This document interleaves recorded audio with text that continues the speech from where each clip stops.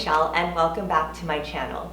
Today's show, I'm going to tell you about 3 surprising, shocking things I've learned when working for luxury retail for Louis Vuitton. I say surprising and shocking because my perception of working for a high-end retailer was very different from the reality. So number 1, my perception of luxury retail was high-end clientele, great customers, no impulse buy, a very pleasant, lovely experience. What was I thinking? This is retail. Retail is always difficult, no matter what. Now, I had this perception because previous to Louis, my job was in cosmetics, a job that I loved, and I bounced between different department stores, particularly in one department store, Nordstrom's, that has a quite lenient return policy. You would witness people abusing the return policy, in which they might use half the cosmetics and then try to return it, to which the salespeople can stand there and just kind of shake their head. I can't believe she's doing that. So also, a cosmetics item is very much an impulse purchase. So anyhow, in cosmetics you do see quite a few returns, and I thought, this is great, I'm going to Louis. There's no way people make such impulse purchases and returns and demands like they do in cosmetics. Oh boy, I was mistaken. I remember my first day on the floor, and it was probably my first hour on the floor, where I was shadowing one of my mentors, and this lady came in, and she was wearing sunglasses, and they were clearly hanging off her bag. And I mean hanging off her bag like this. So these are my Louis sunglasses, and I would never just hang them off the bag like this. They have to travel in their carrying case.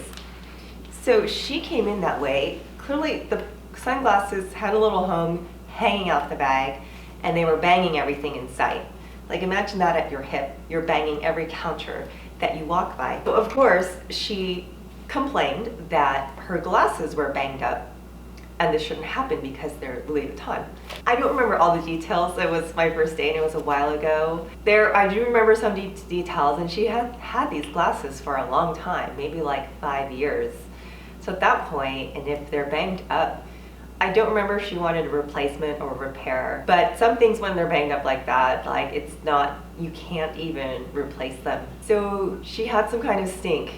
And I just remember thinking, oh my God, shock and appall. I can't believe that lady tried to do that. And the gal who was mentoring me, she was kind of like, yeah, I'll get used to it. That was the first big shocker, and that was my first day on the floor. I soon came to learn that this type of customer was a normal occurrence at Louis Vuitton. Now, like I had mentioned, I expected a higher clientele to be quote-unquote classier, not so impulsive with their purchases. I take a long time deciding anything. An impulsive purchase on a handbag that's over $1,000, in a lot of cases I've seen equivalent to my monthly expenses. Like, how could you possibly impulse purchase that? So impulse purchases, people buy, they buy, they go home, they have buyer's remorse, and they bring it back. Common for retail. I had no idea how common it would be, more common in Louis Vuitton than any other retail I'd ever worked for. Brings me to my next point. High price points equal high expectations. This is justified. If you're spending $700 on sunglasses, you want to make sure that you leave the store with those sunglasses in perfect condition and that they're going to serve you for a long time. I get that. Unrealistic expectations that we did have to deal with. So people would walk in with their handbag. It's clearly been abused. You can tell it's been thrown on the ground every time they walk in the door. The edges are worn, handle is worn, bag is discolored, and they come in, they want a free repair. This shouldn't happen. It's Vuitton. It's equivalent to driving your car 50,000 miles, never rotating the tires, never cleaning the windshield, and never changing the oil, and then saying, oh my God, why does my car look like this? We also have the customer that asks for the upgrade. Oh, can I just turn in my old bag for a new one? Where do they come up with these things? Other suggestions or questions? I thought perfumes came with free refills, and this was one I loved too. I want to purchase this item, but can you order it for me in black with the black instead of pink, and then ask them to put a zipper and add a leather handle as well. And you just like, what? Never in any other job in retail, I never had a customer come and say, well, I want this lipstick, but can you ask them to make it 20% more pink? Or I already use this, can I just turn it in? Or can I have a free refill on a perfume? I've never heard any of these ridiculous questions anywhere else, and they wouldn't ask them anywhere else. So why do they ask at Louis Vuitton? I don't know. If I stated in my previous video, these types of returns are exhausting, and these types of questions are exhausting, and these customers don't just come ask and leave. They stand there and ponder about why they're not getting the answer they're hoping for when they ask these type of questions. Blows my mind. Okay, so that was a kind of a long explanation, but surprise number 2 was that I did not expect to be tired all the time. If you work in retail, you already know that you spend a lot of time standing on your feet, and it is very tiring. However, there were days that I worked at Louis, and very many days, especially after weekends, where I felt like I had just run a half marathon.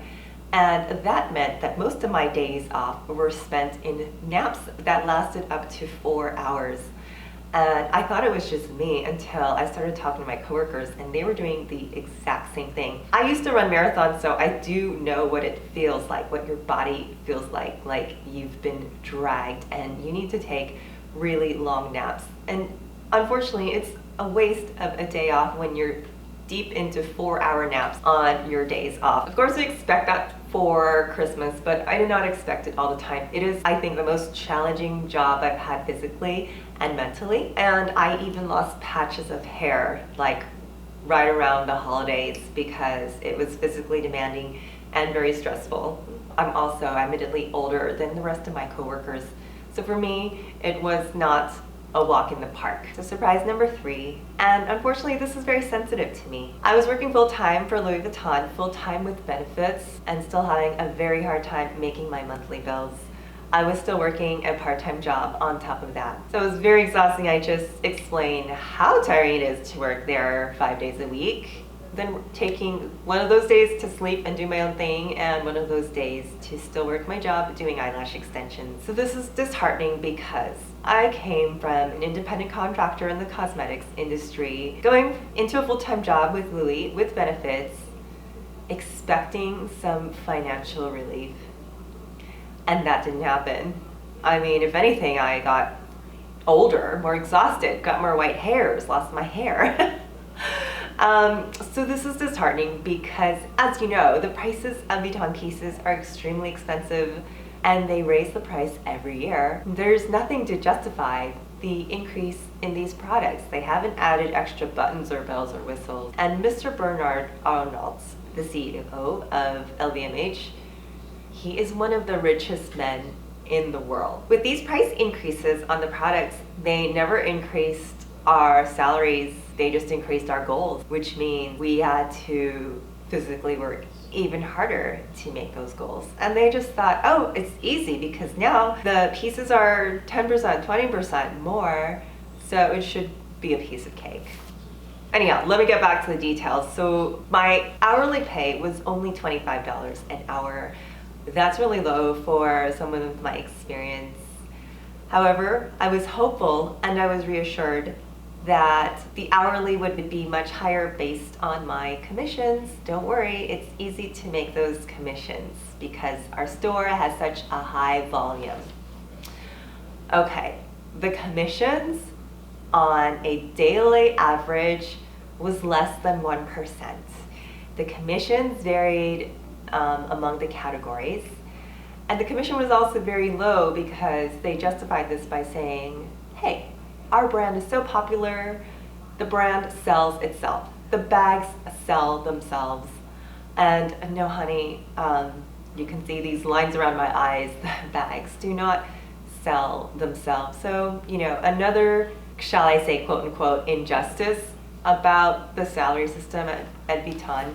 So it was very surprising to me. We did discuss this during the interview process. I was very hopeful that I'd be making the volume to at least make 10 to 15 more per hour. However, as we just discussed, so you might have one really lucky day where 5 people come in and buy $3,500 bags. You're having a great day.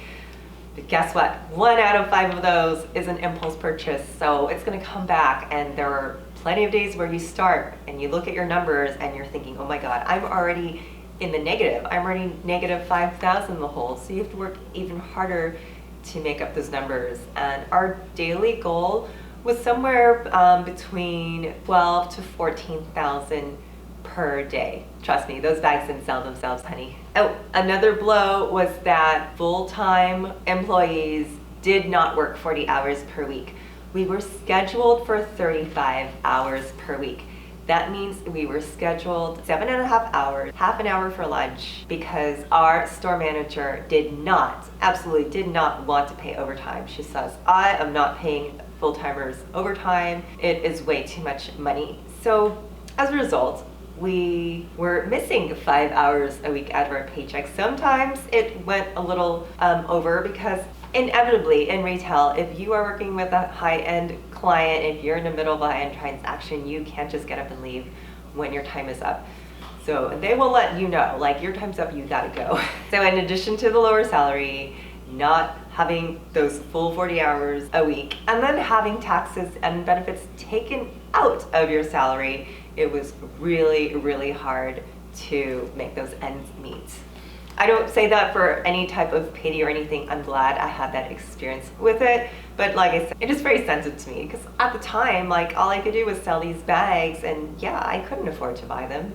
Not even with our 30% employee discount. It was like not even a thought in my mind. Okay, so admittedly after a few months, I just really started to dislike the job.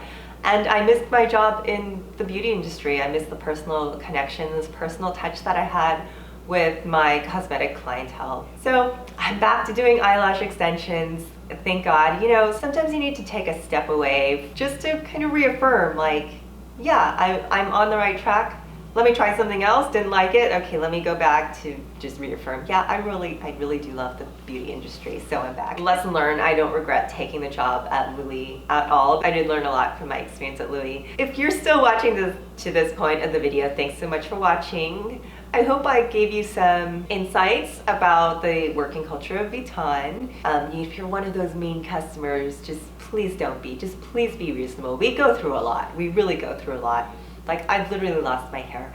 And if you're thinking about working for Vuitton, I hope that I gave you some good pointers. As always, I'd love your comments and questions, so please leave them in the comments section. And thank you again so much for watching. I hope you will like and subscribe to my channel if you enjoyed this content.